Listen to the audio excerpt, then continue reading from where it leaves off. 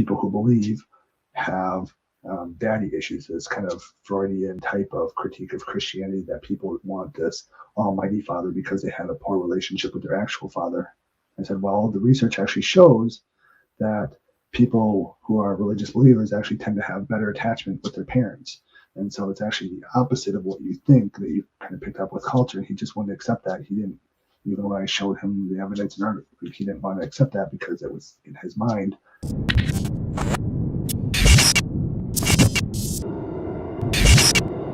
We have a very special guest on the stream today. We're going to be talking about psychology, which is extremely important to this. The specific topic of this channel is what your pastor didn't tell you, because that is something that these pastors typically don't get a chance or don't even know to talk about.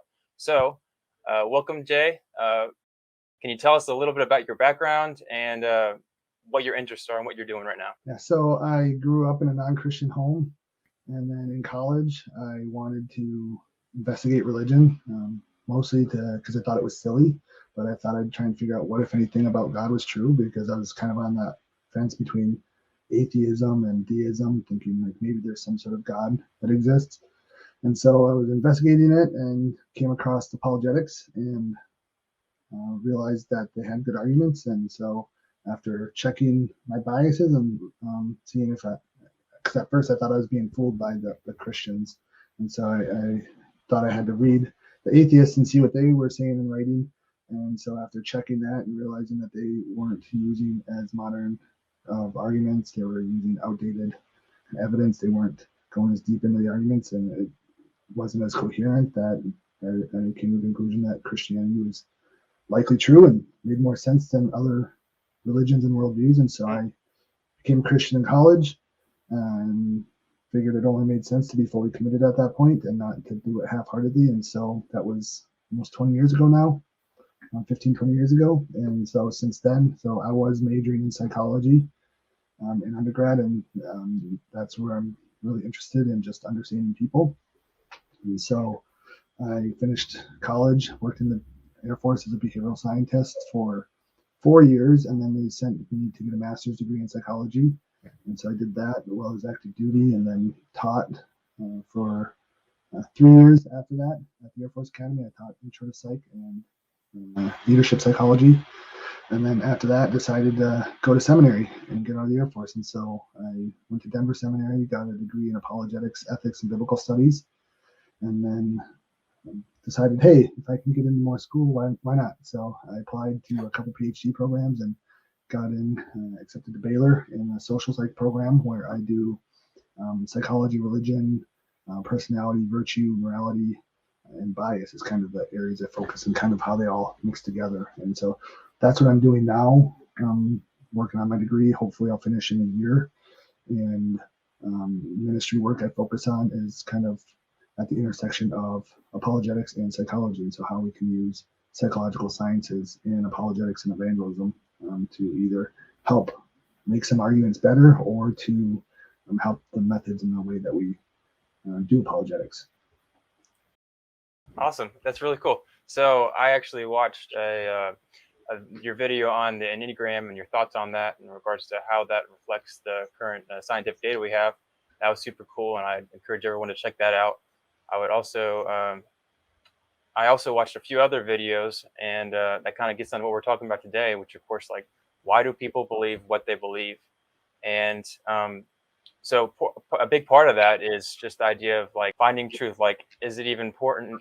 Like, if we're not even trying to find truth, then like, you know, it doesn't even matter if like we're influenced by other things. And of course, bias plays an effect into that. So Jay, if you could talk about like why truth is important and how bias and a general overlay, just like how bias affects that. Yeah, so I used to really be on the boat that truth matters. It used to be kind of my driving force behind everything, and I still think that's important. I don't want to give that impression, but when we look around at the world and look at the number of false things that people believe, and I'm not talking about just religion, I'm talking, you know, if you look at vaccines, right, people disagree on that. Well, they disagree in ways that not all of them can be right. Or we talk about, medications and whether we're using pharmaceutical medications or more natural medicines and their effectiveness, right? Then questions of worldview and God and all these things. People disagree on a lot of things. And so all of us have a lot of false beliefs, and we get along in the world just fine. But I do think truth matters, and ultimately truth over the long term will make things better for our world, whether it's for humans and other animals or the planet as a whole, because it matters. Truth, I mean, truth is what helps us make satellites, right? And to get to the moon, and helps us realize how to overcome problems and issues that we're facing as a society or as individuals. So then it would follow that we want that same reasoning applied to the afterlife if there is one, right? And that's one thing that we, no matter what we figure out or solve or do in this world, right, we don't have the power to just change things in the afterlife if there is one. And so we have to, I think, do the work to figure out if there is good reasons to believe in an afterlife, and if there is, then what do we have to do to get there, or to make that, have that be what we want, or to flourish in that way. It's hard to say because we won't have control over heaven, because I believe there's a heaven, but how can we get there or help other people get there, I guess would be the way to look at that. And so I think truth matters very much. But the problem is we have a lot of biases, and biases, it's a simple word that communicates the right point, but it's not necessarily all bad. Our biases, often referred to as heuristics, which is a way to say mental shortcuts. They help us function in our day-to-day lives and help us function very well when we're driving, right? We can't stop and think and analyze in depth every little move we make while we're driving, because we would need to change lanes and we wouldn't have the time to do it, and we would get in an accident or cause issues or whatever. So our heuristics and the mental shortcuts our mind takes allows us to come to reasonable conclusions quick and easy with little cognitive effort and very fast ways. And so it's very adaptive and very helpful and beneficial for us. But when we want to slow down and do more careful reasoning about more difficult subjects, sometimes those same cognitive processes can get in the way, and they can prevent us from seeing the truth, or coming to or changing our opinion. That's often what it is, because a lot of the research shows that it's not necessarily that people are easy to fool or convince or are gullible, but people tend to be very set in what they already believe. And so people who just accidentally fell into correct beliefs, whether it's through the friends that they happen to have or their parents or whatever, they have often correct beliefs, but they may not have the best reasons for those beliefs. And so they can still exhibit bias with right truth, right? So maybe to use an example, if someone believes that the earth is round, right, they have a true belief, but they may not have good reasons for that. Well, good reasons, I guess, they may not be able to rationally articulate and defend why they think the earth is round, and we might have to rely on authority a lot and other people and scientists and engineers or whatever, but they're still right.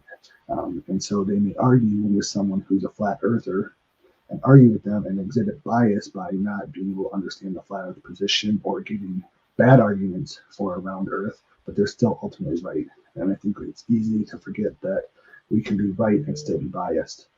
And so that prevents us from knowing the truth as well as we could, but it also prevents us from then communicating truth to other people when we exhibit bias. And so probably the best way to overcome that and to avoid that as best as possible is to listen to other people or their views and their opinions, and really try to make sure that we're understanding them before we try to critique them or point out the flaws in them, but really to slow down and understand first. Yeah, totally. Yeah, you definitely got to be able to understand another person's position. Or I've learned oftentimes it's like they don't even have any desire to listen if you don't even understand them first. And of course, if we can't witness to someone with someone listening, then like you're wasting your time listening or witnessing at least. Now, on the topic of just in the general landscape of Christianity, and you have different types of denominations and different worldviews. So what we end up having is we have a lot of like stereotypes for what people believe. And just some examples: Calvinists, they're typically seen as prideful. Presuppositionalists, kind of the same way. Hyper fundamentalists, which kind of conclude KJV onlyists or young Earth creationists, they're seen as closed-minded to some people. And then I'll get egalitarians, which is the idea that equal roles in marriage, and they think that women should be allowed to preach. That these types of people are seen as people that, like, they have lots of feelings and they don't really care about what the Bible says. And now maybe these stereotypes might be true or not. We're going to talk about them today, but a lot of times they don't actually represent what we actually see. So Jay, did you have any thoughts on like stereotypes and like what do we see in the literature? Yeah, so I mean that's a big and complicated topic, and I say that because that's important to realize is that people are complex as individuals, right? And then as we talk about groups, we take that same complexity and now we have that multiplied by the number of people, and it gets to be even more complex. And so when we're talking about stereotypes, so one, why do we have stereotypes? Sometimes those stereotypes exist because they are, at least to a small degree, a reflection of that group, or at least how that group was at one point. So that could be one possibility. Another is that stereotype exists because there was a debate in the past about that perspective. And so let's just, I guess I'm tempted to use a fictional example because that might be understood or remembered, I guess, as something that's actually true. But imagine whatever topic it is, and so you have people on both sides, and there's this new view, and they want to characterize the other group in a way that's not beneficial, so that their position doesn't look good. Well, they're gonna create or possibly create some of these stereotypes. It may not be intentional. It could just be they happen to notice that one person of that view, or a couple of loud people, maybe the spokespersons for that view, and maybe they're closed-minded, and so they characterize that whole group as closed-minded, and that may stick and last, for however long that view is popular in culture. Maybe another reason might be that the beliefs of that view actually lead to certain stereotypes, and so as you mentioned, maybe I think you said that the stereotype of young Earth creationists being closed-minded. It may be that the young Earth creationist view actually has things tied to being closed-minded. From my knowledge of it, I don't think it necessarily does in general. I think it probably does for some people, but not generally within that view. So that's another option. It also might be that it's a misattribution, and so we see this a lot in different things. So if I get sick and I take medicine to get better, but I also take huge doses of vitamin C, it may be the medicine that made me feel better, right? Or even just time, but I might attribute it to the vitamin C. And maybe the vitamin C had an effect, maybe it had no effect. Maybe it actually slowed down my healing. I don't know. And that's why, at least scientifically, why we do big group controlled studies to weed that out and find that. But we can see the same thing with beliefs. So a certain group of people may hold 2, 3, 4, 5 different, worldviews are bigger than that, right? But they have all these multiple beliefs, and one belief that isn't essential to their view just happens to be kind of culturally what that view, people within that view tend to hold on to.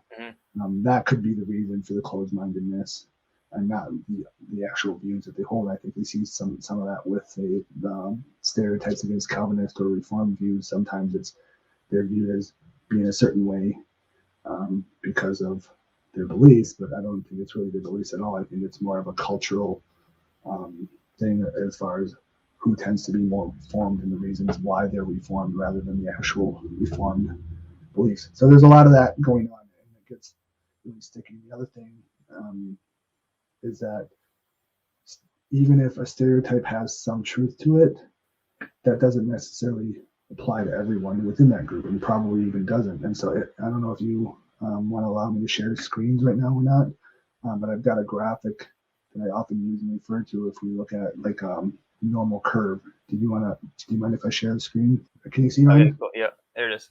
Yeah. So in science, at least psychology, we talk a lot about effect sizes, and so how big enough effect there is. And so with If you see here, it says D of 0.2, that would be a small effect up here. D of 0.5 is a medium effect.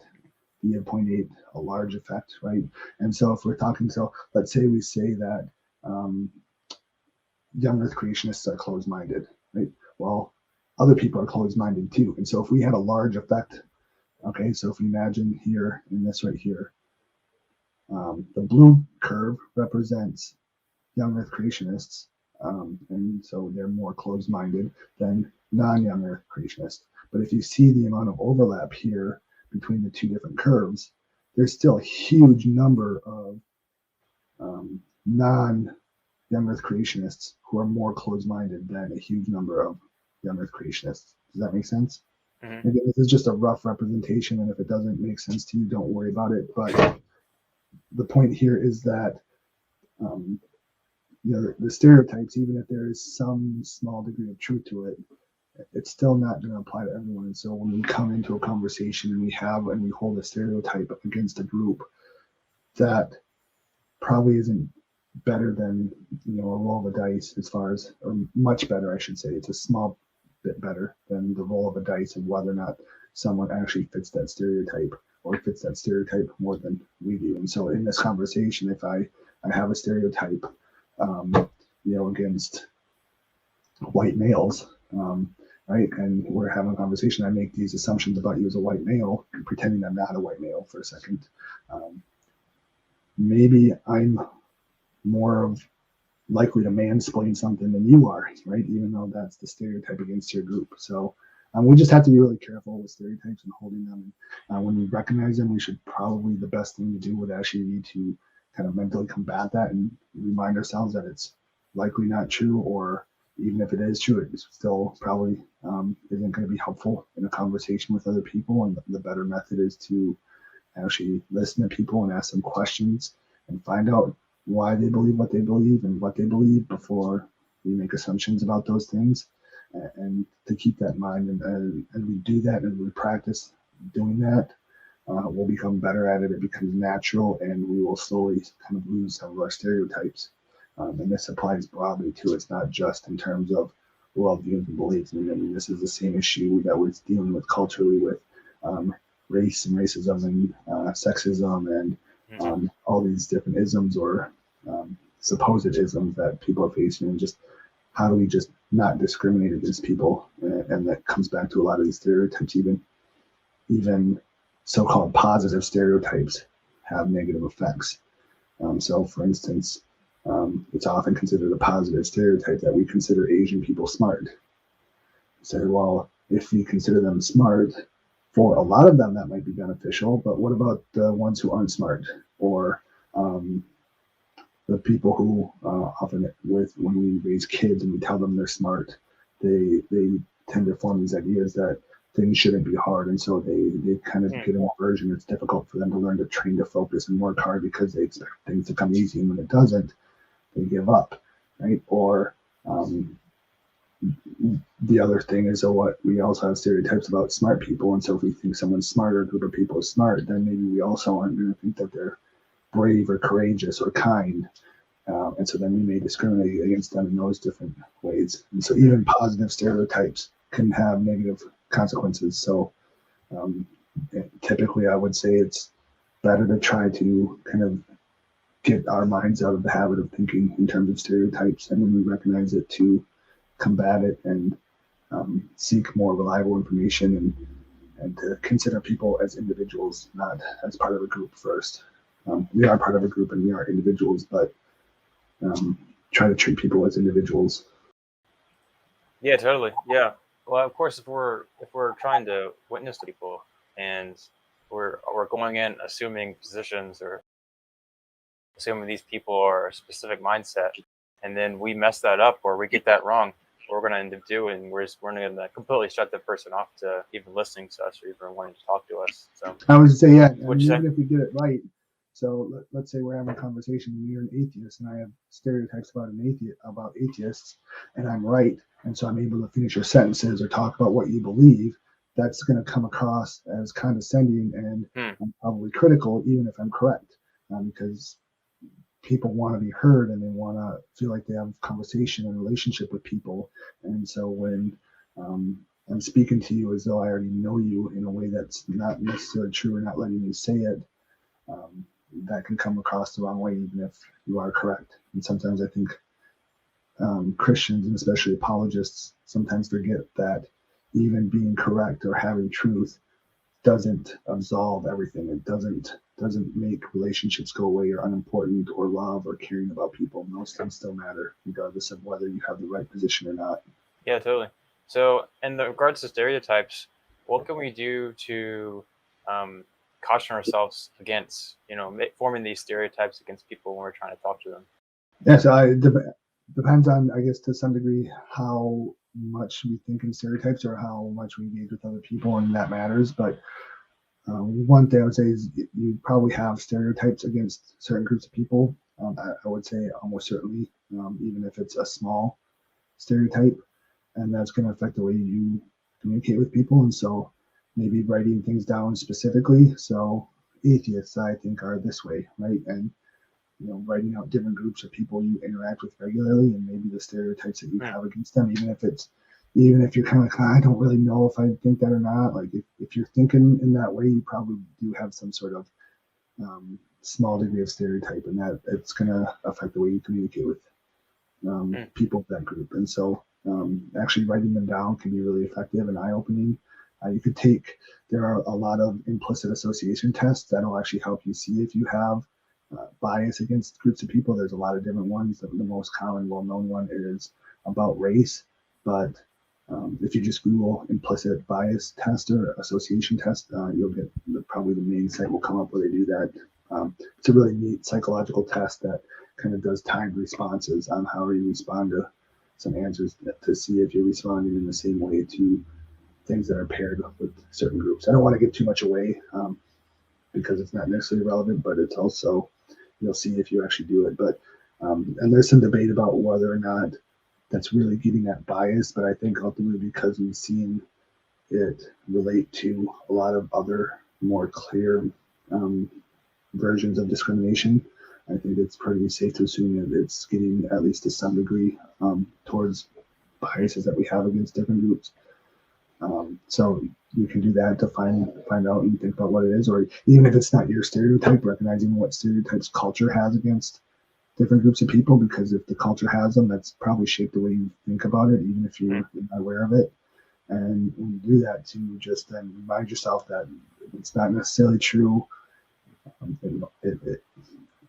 We hear the stereotype about young Earth creationists, and you say, well, that's not necessarily true. I don't have good evidence that this is true. And so I shouldn't hold that belief, and trying to find counterexamples. So as Christians, most Christians probably have a lot of friends who are on both sides of the debate with young Earth creationism or with Calvinism versus Arminianism or whatever. So thinking of counterexamples where you can be an effective way to do it. Engaging with people of that group in a more friendly way can help do that. So there's lots of different ways you can do that. And I think ultimately it will help make you a better thinker and help you relate better to other people and be more effective in your Christian walk and your efforts to do apologetics and evangelism. Yeah, very, very cool. Awesome stuff. Good stuff. All right. So just digging into these specific topics here, specifically like why people believe what they believe. Just to start out with, there's kind of a stereotype that Calvinists are mean or prideful or something along those lines. I even have some quotes I found from a specific Calvinist from the Gospel Coalition, and it says, "Why are Calvinists so mean?" And it says, "Unfortunately, that having this experience, which is going from non-Calvinist to Calvinist, can be a huge temptation to pride, where the one now enlightened by Calvinism sees other Christians as unenlightened, and that's just a tiny half step to seeing them as not as spiritual as we are, or not as serious about their faith as we are." Jay, would you say, where's this pride coming from? Is it coming from the Enlightenment, from the Calvinism, or maybe is it like something before that, and the Calvinists is kind of like, or the specific beliefs are kind of like pushing that forward, or what is that? Yeah, so again, with that stereotype, I don't think that stereotype's necessarily true. Okay. I know you have a quote from a Calvinist saying that, but again, the number of ways in which our perceptions on some of these basic things are off is so many to count, and that's where a lot of my research is. And there's a lot of good books on this. Okay. Thinking Fast and Slow, Blind Spot, Predictably Irrational. And so again, when you have a large number of people, you can always find someone within a certain group that's going to agree with you with something that's false. So let's say it's completely false that Calvinists are mean. You're still going to be able to find a Calvinist who's going to agree that Calvinists are mean. And it goes all this way. So, but as far as the question and the pride and where does that pride come from, again, with any kind of beliefs, there's a back and forth between cause and effect. And sometimes one causes the other, sometimes the other causes, right? We don't always know the direction. So it may be that prideful people are attracted to certain worldviews, or it may be that certain worldviews have beliefs that lead people to be more prideful. So it could be either one, it could be both, right? So for some people it works one way, for some people it works the other. So it's really hard to get that and tease that apart. One thing specifically, and again, I wouldn't say this necessarily applies to Calvinists, but I've seen to notice that oftentimes people who change beliefs on something big, it's more difficult to persuade them out of it, which on the one hand makes sense, because if they change their mind, they've probably done more work to come to that new belief, more study, more thinking, that type of stuff to come to the new belief than they did with their previous belief, at least in most cases. And so they're probably going to be more confident in it.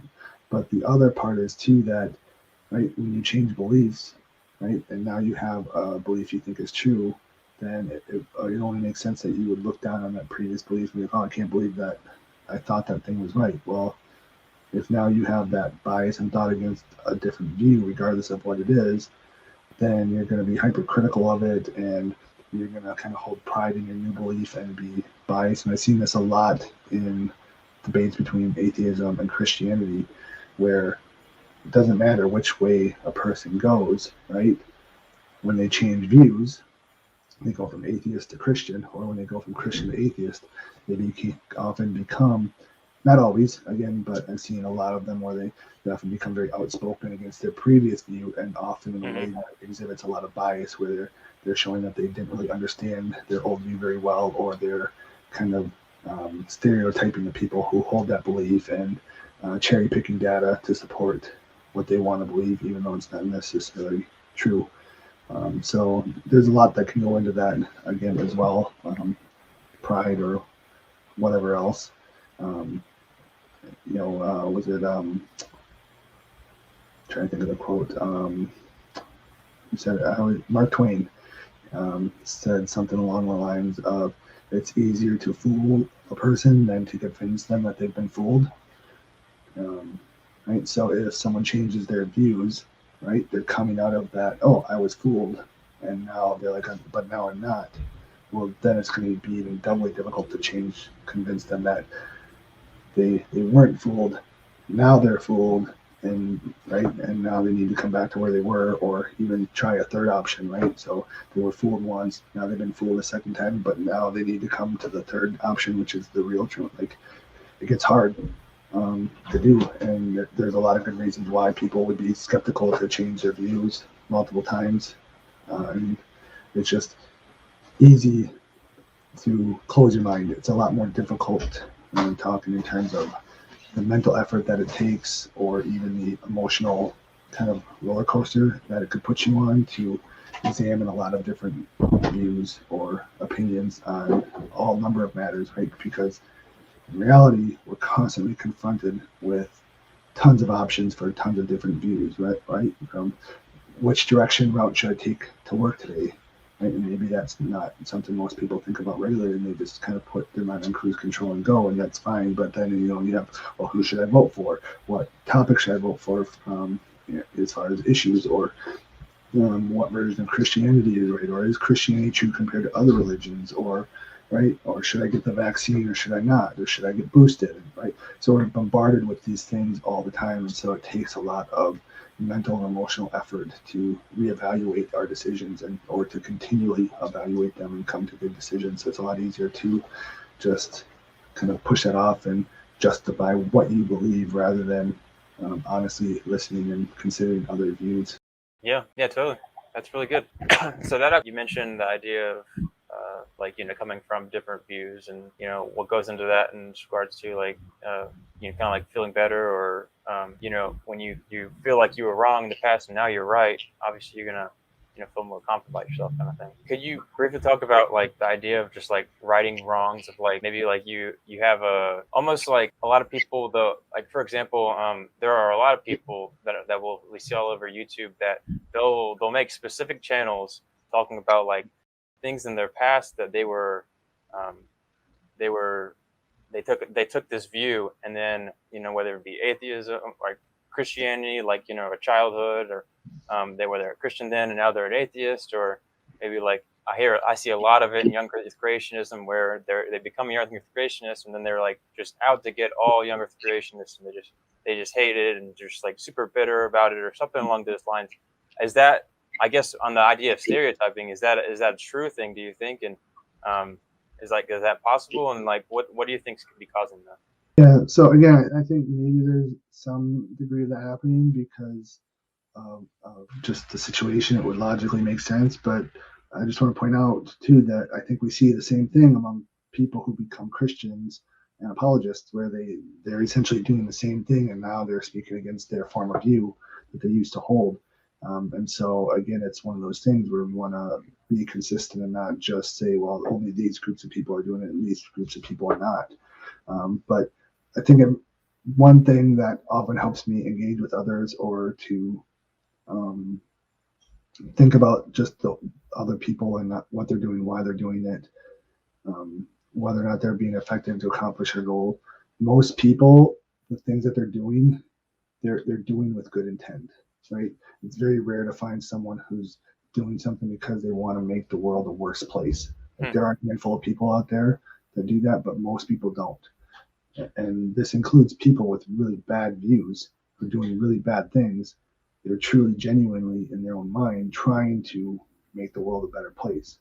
And so if you come out of a view, regardless of what it is, and you change your opinion on that topic, it would make sense that you want to help the other people who are still stuck in that mindset. And so I guess, so I know a few people who have come out of cults, right? And they now do ministry to help other people out of cults. And again, so it's the same thing you're talking about. And I think they're doing something good and right for helping people come out of cults, but they're doing that same thing. But again, their intent, they're trying to help people who are being mentally or physically abused, or who are being taken advantage of, or not being allowed to live their life in a fully way that would allow for flourishing or with God's intent, or whatever it might be.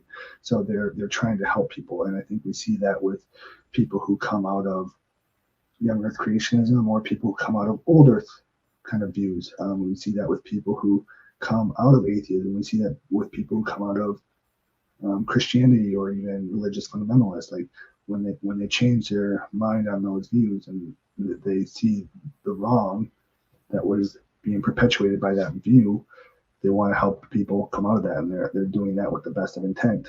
And it's easy when you change your view on something, right? Why do we change our views on things?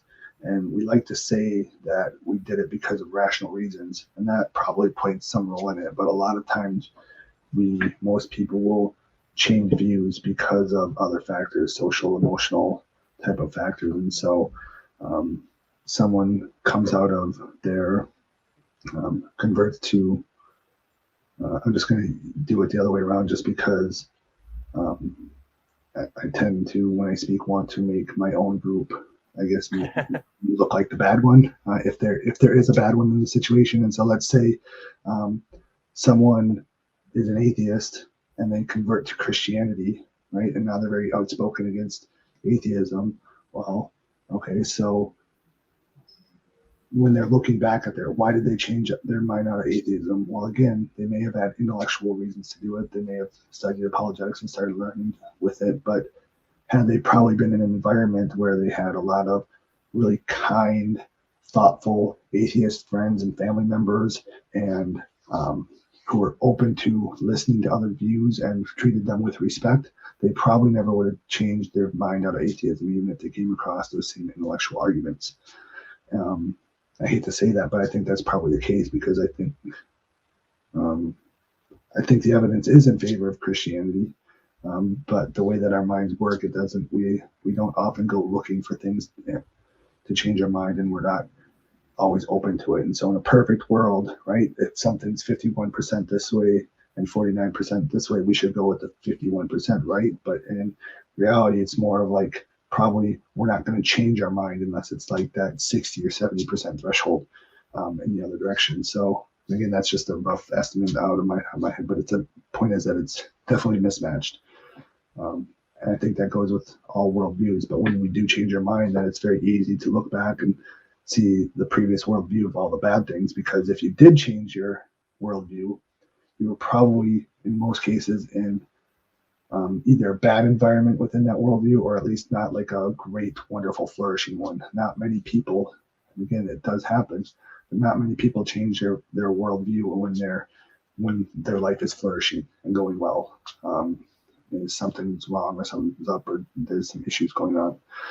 Again, not always the case. I was actually one of those. I had absolutely no issues in my life when I became a Christian. It was really weird and odd, but I just really cared about wanting to know what was true, and things were actually going quite well for me. And I think J. Warner Wallace essentially says the same when he became a Christian. And I know there are people who, as Christians, their life was going well and they became atheists. So it does happen, but in most cases, there's usually something else going on. And so then it would make sense to focus on the negative and say, this is how that group is, or this is what that worldview leads to.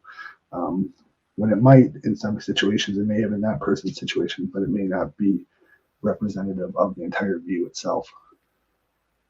Yeah, totally. I think of a perfect example, kind of what you're hinting on, was the idea of like, as Christians, we see a lot of people grow up in the church and they have a bad experience, and then everyone's just like, oh, they just wanted to sin or whatever. But like a lot of times, I mean, just from my perspective, a lot of times it's just like, if your only experiences of people being mean in Christian circles, like, why would you want to be a Christian? Like, just intuitively just seems like the people that are hypocrites probably aren't going to be the typical people you want to follow or the views you want to hold.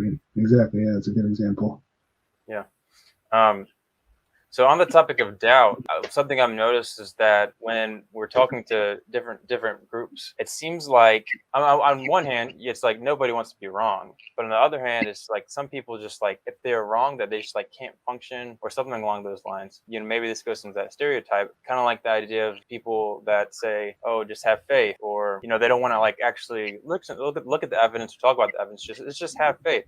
It's like, okay, like what's really driving that? Is it people just afraid to question their doubts? Is there some anxiety involved, or maybe am I just stereotyping, or like what do we say with that? Yeah, again, so people are complex, and so when we look at different people and we answer that question, we're going to get a lot of different answers, and even within a single person, maybe we'll get several answers. And so I think for some people, when they see other people experiencing doubt, it is fear-driven, where they want to say that they're scared that if they encourage people to study and look, that they'll be encouraging them to leave Christianity. And I've had people tell me that before in terms of the ministry I do, and that they've always been scared to ask questions because they're scared that they were going to find out Christianity wasn't true. And so I know for a fact there are people out there who think that, but there's also some people who think that, or have done the work and they found the answer and they think Christianity is true, but they think it's just essentially look back at their time in doing that and say, yeah, it was a waste. It was all for nothing. It doesn't really matter whether Christianity was true or not, because what matters is that we're acting on that belief.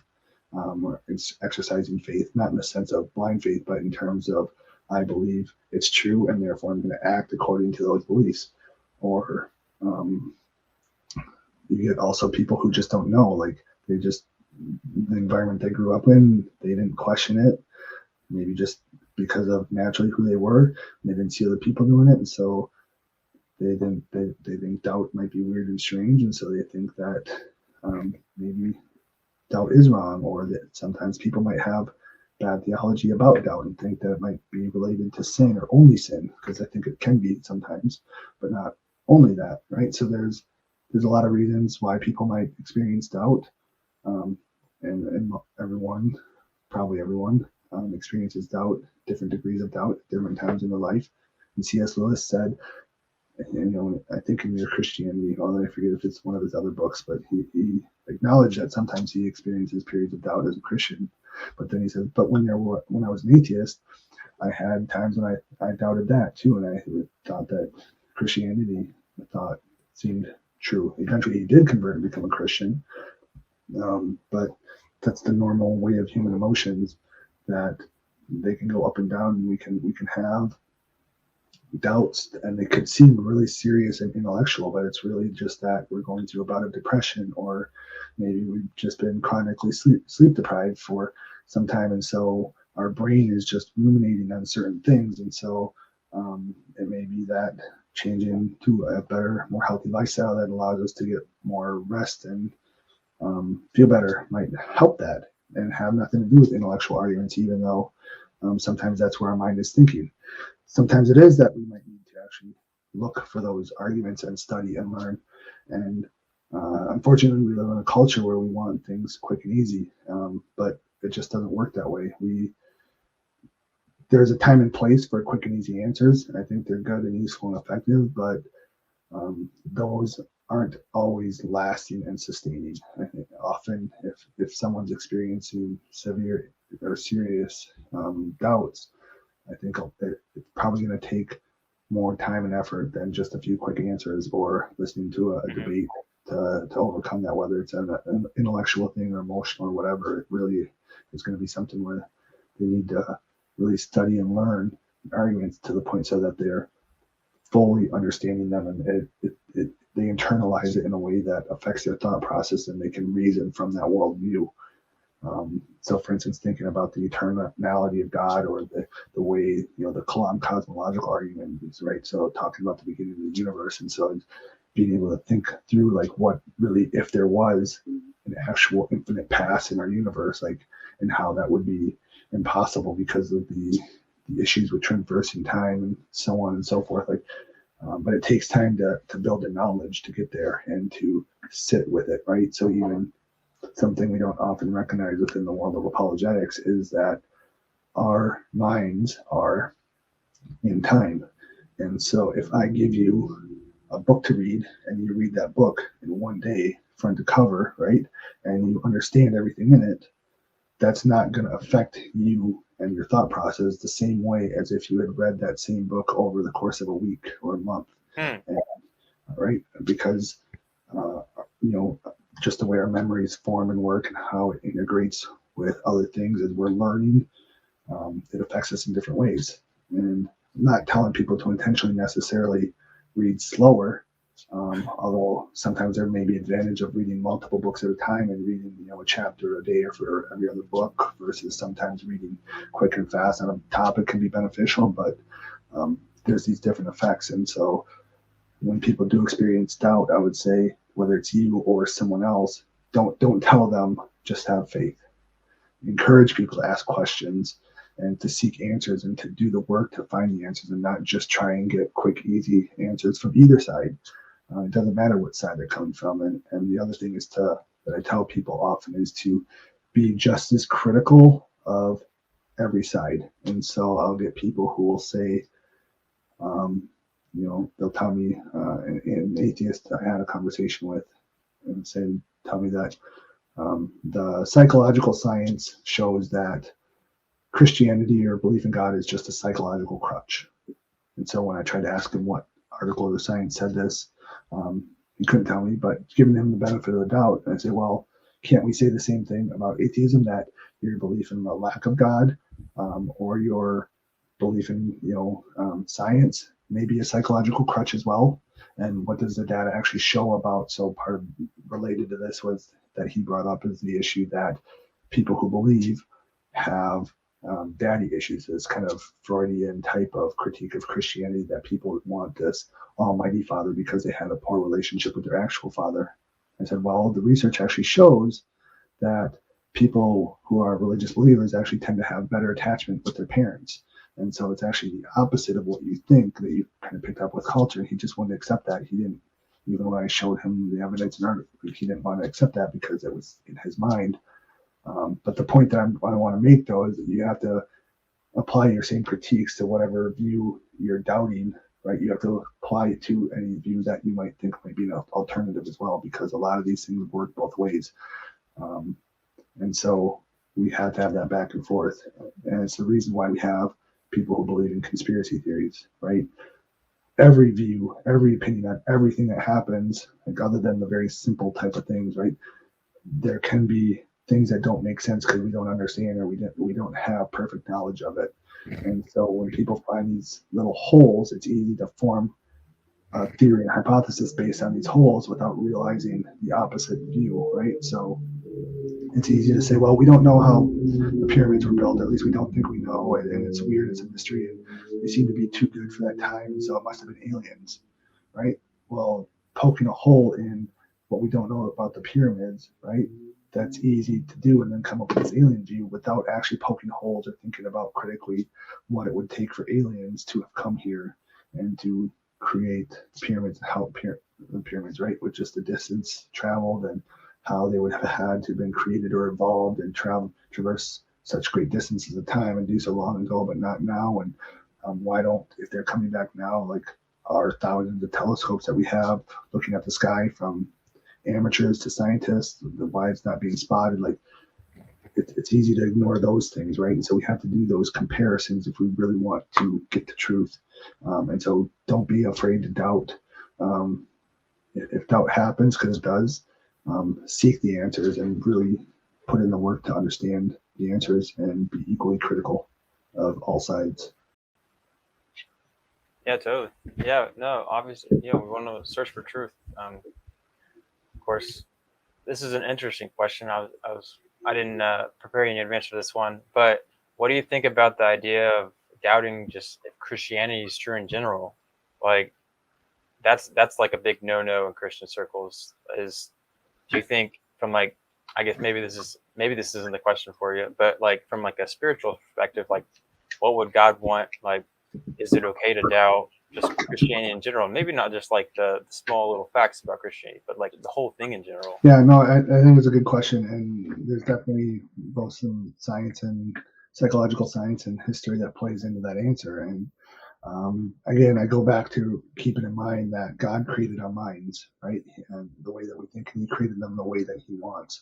And we know that doubt is a normal, regular part of everyone's experience. It doesn't matter what worldview people have, right? People doubt it, and they have uncertainty, and we don't know. And we know what can cause doubts to flare up, is some of the things I mentioned about noticing hypocrisy, or being in a bad situation, lack of bodily needs, right? Our body and mind are connected. We forget that, I think, often too. And so when we're not feeling good bodily, we're tired, we're not nourished properly, or we're worn out, like that affects the way we think.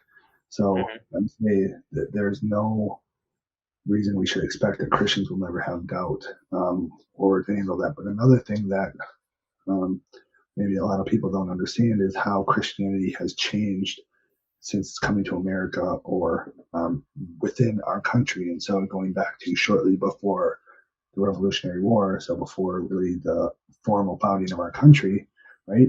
We had what was called the First Great Awakening, where there was this big influx of people converting to Christianity, becoming Christians, or kind of reconverting, I guess, for lack of a better term, maybe. But that was a point where you had, before that, Christianity was a very thoughtful, intellectual kind of belief system, and people were very much committed and part of a local church, and it was part of a community. The pastor would often be the most educated, knowledgeable person in the community, right? But from the Great Awakening, the first one, and then again the second one, which even was more so this way, you started to get a lot of this kind of instant conversion kind of thing, like people responding to altar calls rather than being like a long several week-long, month-long process of conversion. It was trying to get these one-time decisions from people. And so then you got this massive growth in Christianity, which was great, but you also saw kind of a loss in a lot of the intellectual side of Christianity, where it became very much about people's feelings and emotions and, thinking through our emotions. And so we've seen, I think, that lasting through a lot of history now in America, in the way that we view faith, and the idea that people thinking that faith is belief without evidence or without reason. It's just, a blind faith. And faith can be that. That's not wrong, but it's not the whole picture. It doesn't require it. So faith, the biblical definition of faith, has nothing to do with why you believe.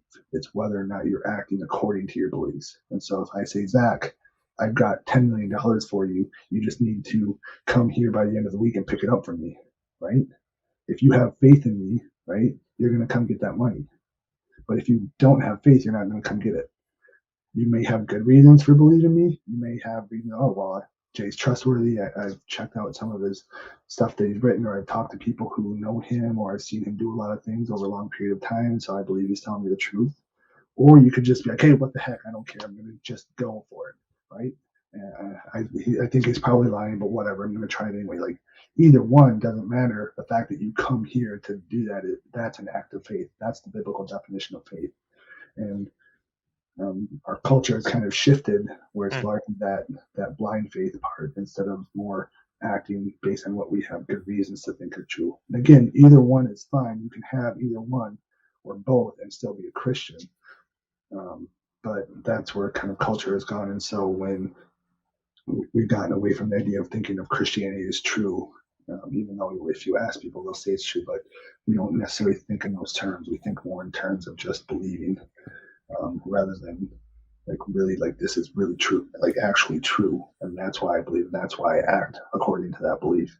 And so that definitely affects our doubts and the degree to which we have doubts and whether or not we'll have doubts and all those types of things. And so just recognizing that historical past, how that has shaped kind of cultural Christianity in America, I think can help people understand and come maybe to terms to some degree with some of the doubts that we face, and how that can affect the way that we view maybe certain cultural issues and how those might be pulling us away from faith, because that's a whole nother side of things where we see culture moving in one direction, and maybe it makes sense to us, or maybe we just want to fit in, and that can pull us away from faith if those principles or beliefs oppose what we think Christianity is.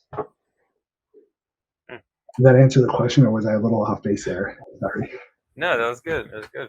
No, that's it went in a different direction than I expected, but no, that's really good. And so something that I've noticed a lot in just basic churches today is the idea that people really struggle with whether they can lose their salvation or whether they're saved or not.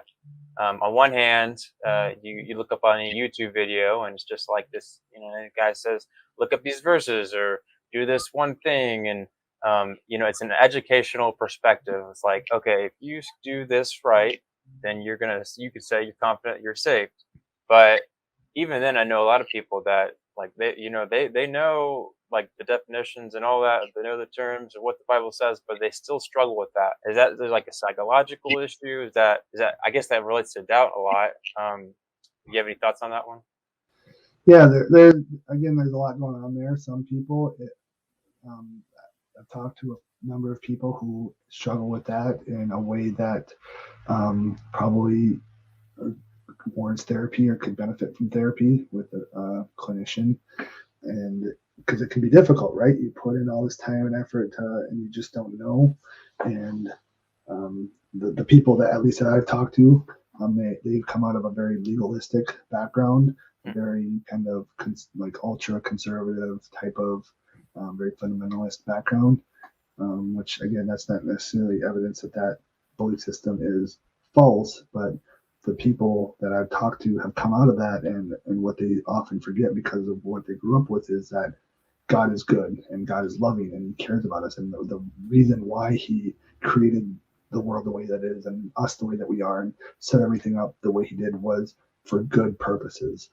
And it's easy to forget that in some cultures, some kind of microcultures of the church, or even the larger church, where we focus so much on wanting to see other people to be saved. Sometimes we can forget ultimately God's character and who he is, and reading the Bible, right? Sometimes we can read the Bible. Again, the Bible wasn't written to our modern American culture. It was written to, Jewish and later Greek cultures, to people who thought in different ways and communicated in different ways and in a different language that had different nuance with tone and way that things were said and stated. And we don't pick that up when we're reading. And sometimes translations will try to kind of get that, but sometimes they don't. And so it's easy, even reading the Bible, to sometimes get this mindset that God is just going around looking for people to throw in hell. And that's not the case. Again, ultimately, God is good and loving and wants what's best, and is bound by his own character to do what is right. And so in that way, we don't necessarily have anything to worry about, which, again, that's not necessarily helpful for people who struggle with it. Maybe it is, maybe it won't be. For me, sometimes when I don't say that I struggle with that question a lot, but sometimes I will have that issue where I wonder, am I really saved? Am I really truly a Christian? Where I come down on that when I have those thoughts is to say it doesn't matter, and not in a flippant way, but ultimately, if Christianity is true, right, and I believe it is, but if it's true and God exists, even if I don't get into heaven, right, why wouldn't I want to live in a biblical way, right?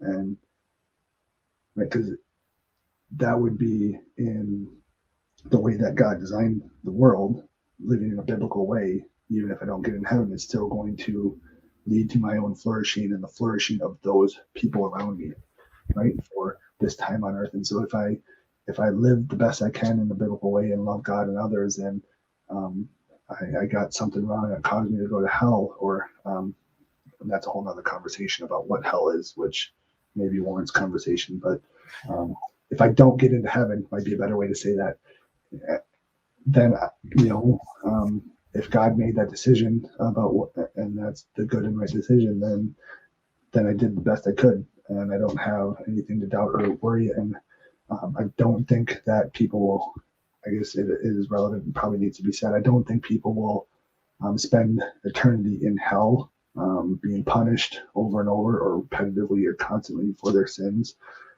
So I don't think that's something people necessarily or really have something to fear. I don't think they have to fear being eternally tormented and tortured. So that might help some people as well. And again, things are complex, and why people maybe fear their salvation, and the degree to which they fear their salvation can come from a lot of reasons. And so again, I would urge people, if they are dealing with that or they know someone who is, to kind of approach it from multiple methods. So maybe focus on scripture or reading books that talks about God's character and the goodness of his character, and to maybe work and growing in their community and understanding what it really means to be saved, and going back to Romans 10, 9 and 10, or Hebrews 11, some of the main verses about what does it mean to be saved, right? It doesn't talk about being perfect. It doesn't talk about never messing up, right? God knows, and God created us a way that we aren't perfect, but we can work in that direction, and he can and will help us. And so we don't have anything to worry about, and do our best, and just do sometimes, so not legalistically, but with the best intent. Sometimes going through the motions can help. And so even if you don't feel like praying, pray. Even if you don't feel like reading your Bible, read the Bible. And again, not in a legalistic, like I have to do this to be saved, because that's not the case. But in terms of when we do actions and we do them repetitively, it creates habits, and that forms the way we think and the way we act. And over a long enough period of time, in many cases, it's going to help. Especially with some of these other methods, those things will help get over that issue. Maybe not permanently, but at least for a time. So to keep that in mind, that it's okay sometimes as Christians in our walk with God, right?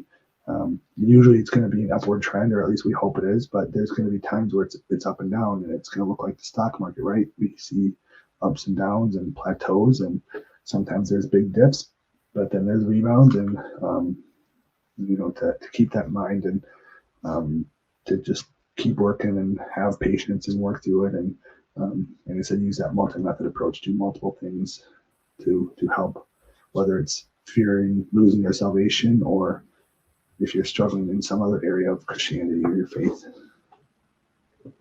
Yeah, totally. Yeah, that's really big.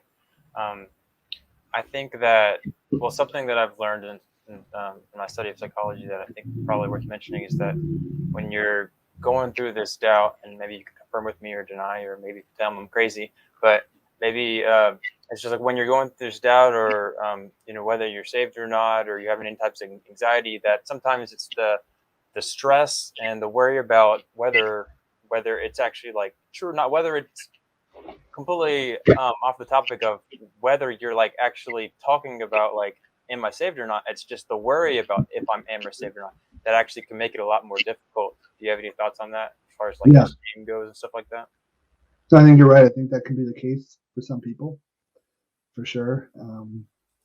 Worrying about whether or not they can be saved can cause them to worry about whether they can be saved, and we would call that rumination, where you get stuck on a certain train of thought.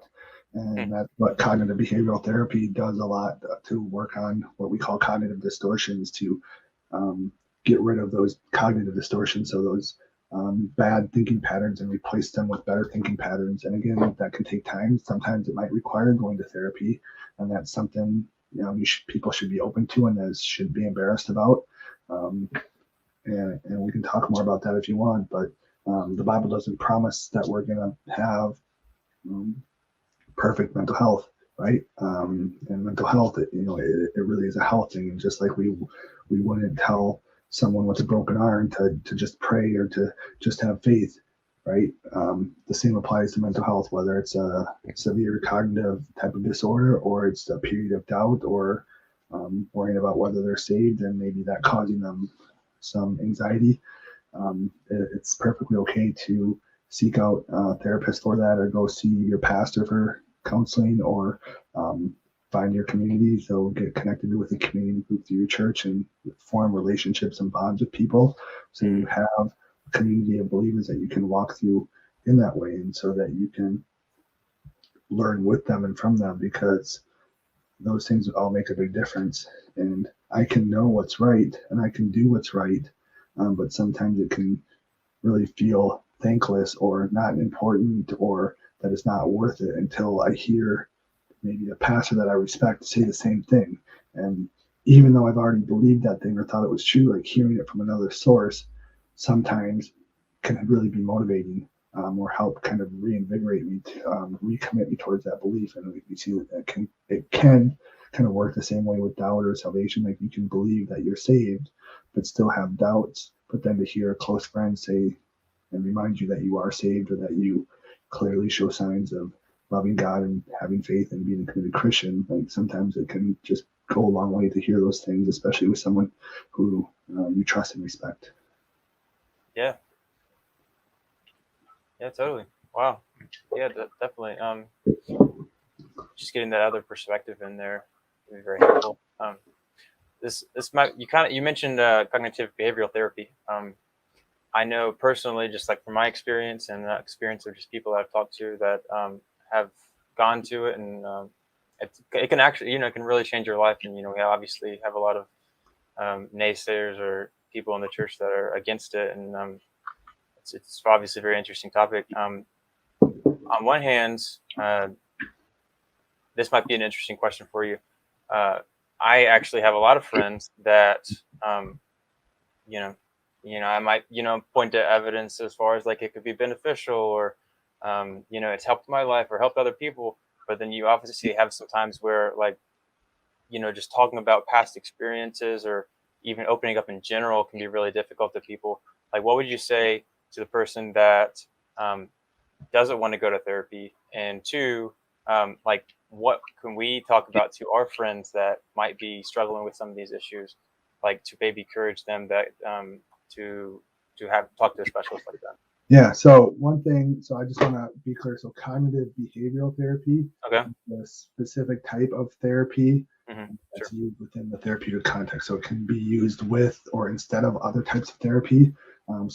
Cognitive behavioral therapy, that's just a specific type of therapy. So it doesn't, that's not referring to therapy in general.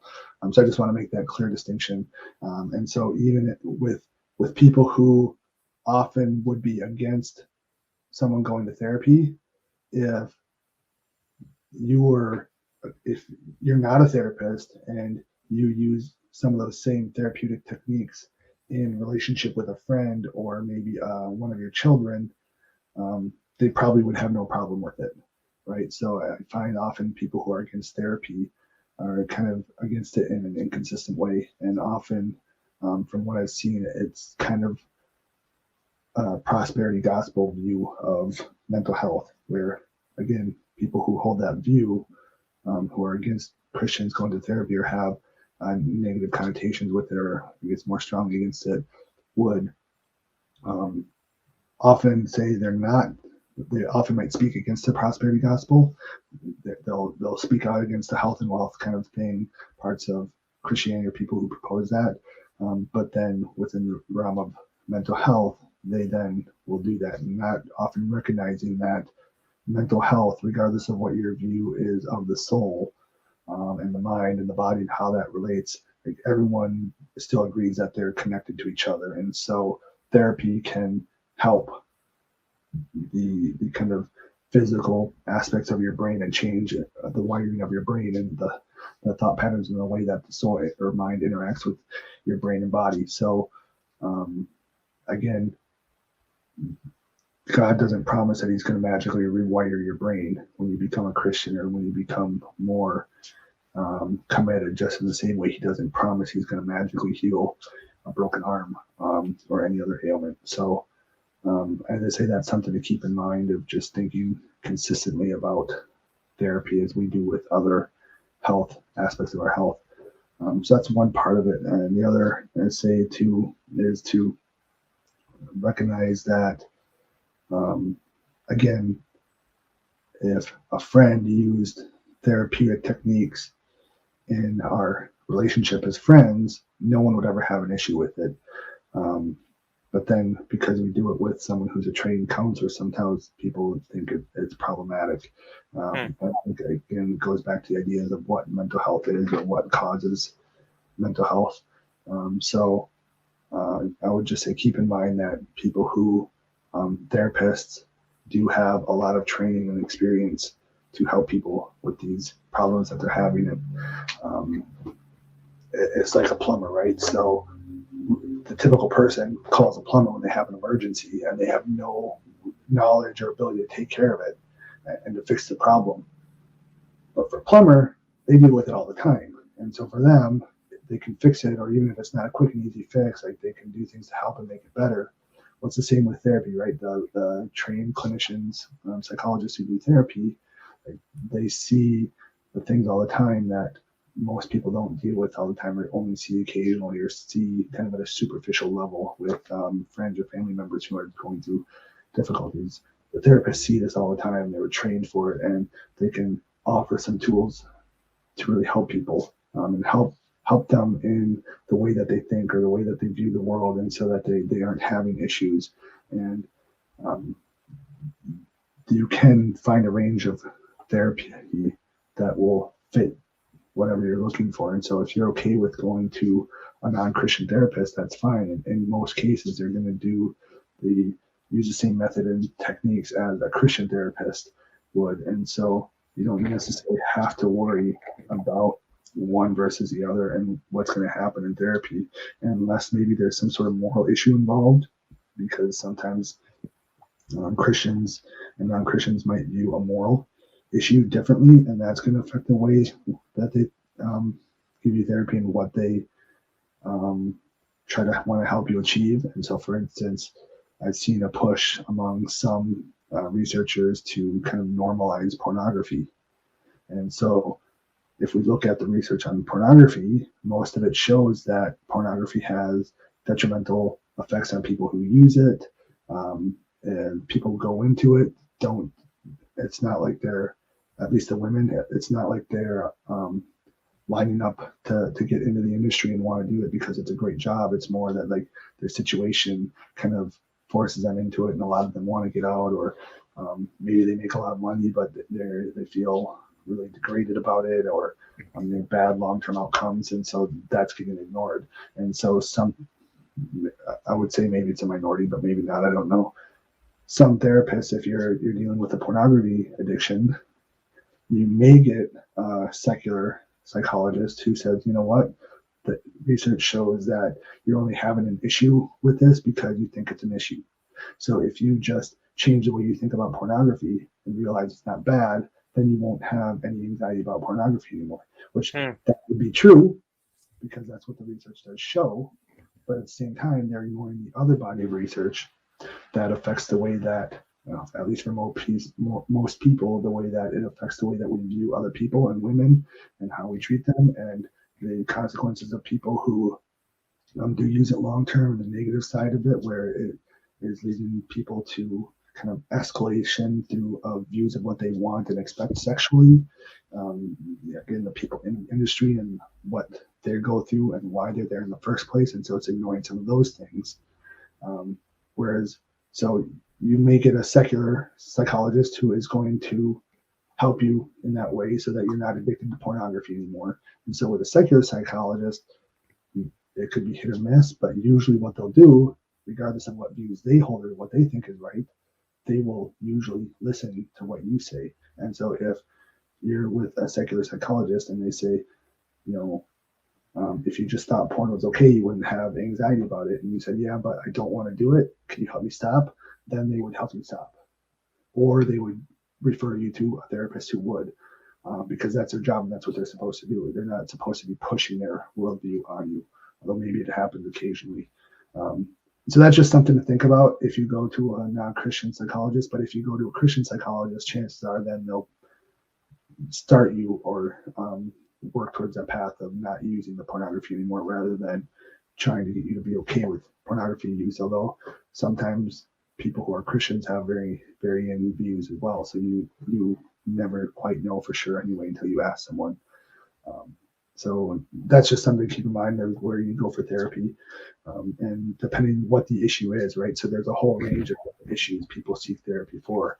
And if it's just maybe current life circumstance, things aren't going well, or something that's more of a culturally type of routine thing, maybe all you need is pastoral counseling, or maybe even a small group or small group leader or someone close and trusted. They'll kind of walk through you and make a regular scheduled meeting for that. And so it's more of a either friendship or mentoring type of thing within the church. But maybe if you're dealing with something more severe, like something that might be like a disorder, anxiety disorder, personality disorder, schizophrenia, right? Maybe addiction, something like that. Maybe you do need more professional help. And again, that's okay. It doesn't make you less of a Christian. It doesn't mean you have less faith, because the Bible doesn't promise that we're going to have perfect mental health or that we're never going to have issues. And so keep in mind that you can still be a committed and loving Christian and go to therapy. The two are two different things. They're not related to each other. Yeah, that's really cool. Wow. The specific, like whether if you should go to a Christian or a secular counselor, that's something that actually I've been asked a few times. I'm just like, I don't know, maybe you might need to ask an actual counselor the difference. That's really all I got. One other thing that kind of spurred my interest when I was going through your stuff was just talking about evangelism and like how psychology can play into that. But at the same time, I don't want to keep your time, and that could be like a super broad topic. So I don't know what you think about that. Yeah. So I've read a few good books by Christians about evangelism and apologetics methods, and they're fine. But the best works that I've read on how to actually share your faith more effectively are secular sources. Really? And used for talking about the science of influence. And so there's actually a new edition. Probably the best, most popular book is called Influence, the Science of Persuasion. And I think the 6th edition just came out last year. It's by Robert Cialdini. And so in that book, he's not a Christian. Nothing he talks in there is about trying to persuade people to believe Christianity is true, but it's more as far as like how to be persuasive, and often what his work is used for is in sales and marketing, but it's so easy to apply to evangelism and apologetics, and to use that, I would say, would be the best source to help you learn more in depth about how to be more effective in the way you do apologetics. So it's called Influence, the Psychology of Persuasion. They've gone through a couple different titles in the different editions, but the new edition's out. It's on audiobook, so it's pretty easy to listen to. He tells a lot of stories in there about the research and stuff, so you can really kind of understand it and go through it multiple times if you want. So that's a really good book. He's got another one called Persuasion that's similar, although the probably maybe the best parts of that, or at least some parts of that one, have been incorporated to the new edition of Influence. So I would start with Influence. It's a great book for being more effective in the way you do apologetics. And the other one that I think is really good, not from the scientific side, it's more of a practical. Both of them are practical, but this is even more so. It's How to Win Friends and Influence People, and that just gives a whole lot of. And Dale Carnegie wasn't actually a Christian, and you see that the way sometimes he talks about things, and maybe you can disagree whether you really think he was a Christian, but that just got a lot of good practical tips on how to be more influential with people at a very practical level without getting more into kind of underlying science and reasons why it's effective. It gives a lot of good methods that are really effective. And so I would say those would be two great books for helping you do that. And I actually have a list of on my website of one of the more recent articles I published was just a long list of psychological resources for use for, I guess that just generally relate to Christianity. So a lot of it is stuff that's useful for apologetics and evangelism, but some of it's for just general theological views and understanding how psychology relates to Christianity. And so I've got even more resources listed there if you want to check that out. My website's just jmedenwaldt.com. So pretty easy to find, and that list is categorized based on the different areas. So if you want something for evangelism and apologetics, you've got something there. If you're looking for something on counseling, there's a section there. If you're looking about things on, say, sexuality and gender, there's another section there. So you can find those sources and what sounds most interesting and useful for you. Sweet, that's really, really cool. No, I'll probably use it myself.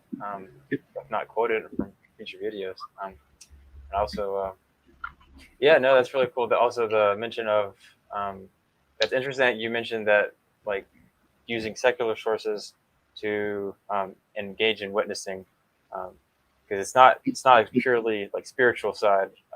It's a witnessing is also, God is using people, in our human psychology and actions and all that kind of stuff, that we can learn stuff from things that maybe not even are specifically Christian, of just like how to present our position better, and hopefully help God lead us more, or encourage, all that kind of stuff.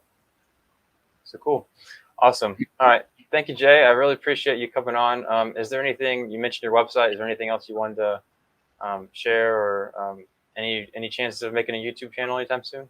I don't know. Who knows? Yes. Things are always dependent on time. So a PhD program is typically like a full-time job plus some, and so I'm in the middle of it now. Oh, wow.